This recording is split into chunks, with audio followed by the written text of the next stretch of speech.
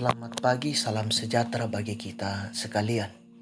Kita berjumpa lagi dalam renungan harian Toraya edisi 23 Juni 2022. Di hari yang baru dikaruniakan oleh Tuhan kepada kita, sebelum kita mengangkat tugas dan tanggung jawab, mari kita sejenak bersekutu membaca dan merenungkan firman Tuhan. Kita berdoa. Ya Tuhan, kami bersyukur kepadamu. Hidup yang baru Engkau karuniakan kepada kami. Kami akan melaksanakan kegiatan dan tanggung jawab kami, ya Tuhan. Biarlah kasih-Mu terus Engkau nyatakan kepada kami. Kami akan bersekutu pada saat ini membaca dan merenungkan firman-Mu. Tuhan, kasih karunia-Mu, kuasa Roh Kudus-Mu, memampukan kami untuk dapat memahami firman-Mu ini. Bersabdalah kepada kami Tuhan, kami siap mendengarkan firman-Mu. Di dalam nama Yesus Kristus, itulah Tuhan dan Juru Selamat kami yang hidup. Amin. Bacaan firman Tuhan dari kitab Imamat pasalnya yang ke-10 ayat 1 sampai dengan 7. Ayat 3 saya akan bacakan. Firman Tuhan berbunyi, "Berkatalah Musa kepada Harun, inilah yang difirmankan Tuhan kepada orang yang karib kepadaku. Kunyatakan kekudusanku dan di muka seluruh bangsa itu akan kuperlihatkan kemuliaanku." Dan Harun berdiam diri. Amin firman Tuhan. Tema kita pada saat ini, persembahan yang layak. Persembahan yang layak. Saudara-saudara yang sama-sama dikasih oleh Tuhan, sering ada pertanyaan bagaimana dengan persembahan yang dipersembahkan, yang hasilnya dari hasil kejahatan atau hasil dari pekerjaan yang tidak dikehendaki Tuhan. Misalnya hasil judi atau hasil korupsi. Apakah itu diterima Tuhan atau bagaimana? Nah, saudara-saudara, bacaan kita bercerita tentang hukum Tuhan terhadap kedua anak Imam Harun, yakni Nadab dan Abinuh. Keduanya dihukum karena mengambil api dari sumber api yang tidak diperkenankan Tuhan untuk membakar persembahan.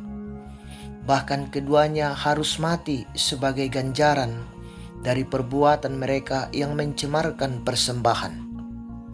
Tuhan telah memerintahkan sumber api untuk membakar ukupan wangi-wangian yang dipersembahkan bagi Tuhan.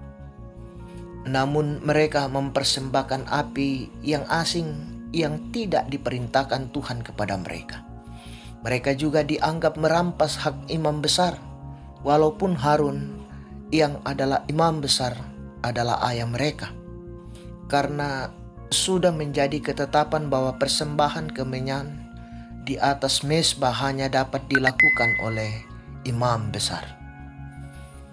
Saudara-saudara yang sama-sama dikasih oleh Tuhan, persembahan kepada Tuhan adalah pengakuan dan rasa hormat terhadap kekudusan Tuhan. Untuk itu persembahan yang dipersembahkan haruslah kudus, tidak boleh bersumber dari api lain, yakni yang sumbernya dari apa yang tidak dikehendaki Tuhan. Mencemarkan persembahan adalah tindakan mempermainkan dan menghina Tuhan sebagai pribadi yang kudus.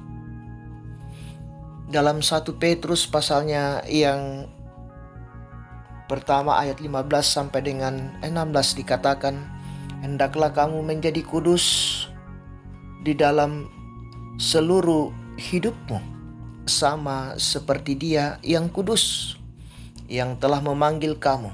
Sebab ada tertulis, kuduslah kamu sebab aku kudus.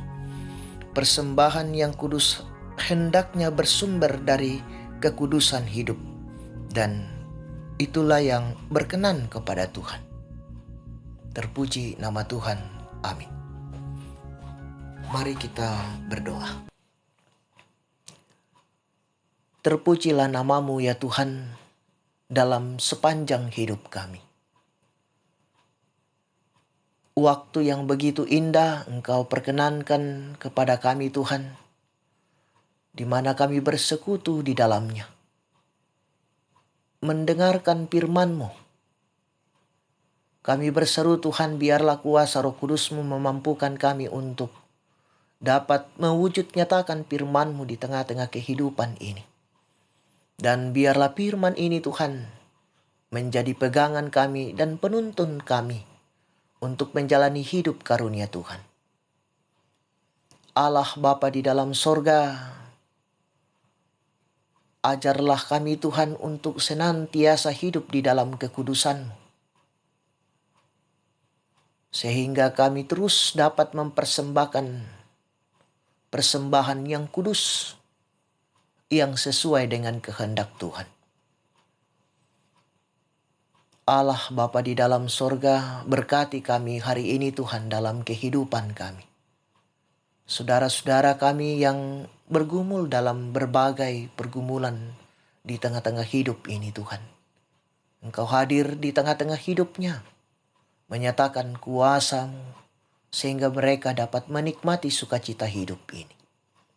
Pemerintah kami dalam mengangkat tugas dan tanggung jawab ya Tuhan. Engkau memberikan hikmat kepadanya untuk dapat dimampukan mengangkat tugas dan tanggung jawab ini. Damai sejahtera pun kami rasakan di dalam kehidupan ini. Allah Bapa dalam sorga, seluruh kehidupan kami serahkan ke dalam tangan pengasihan.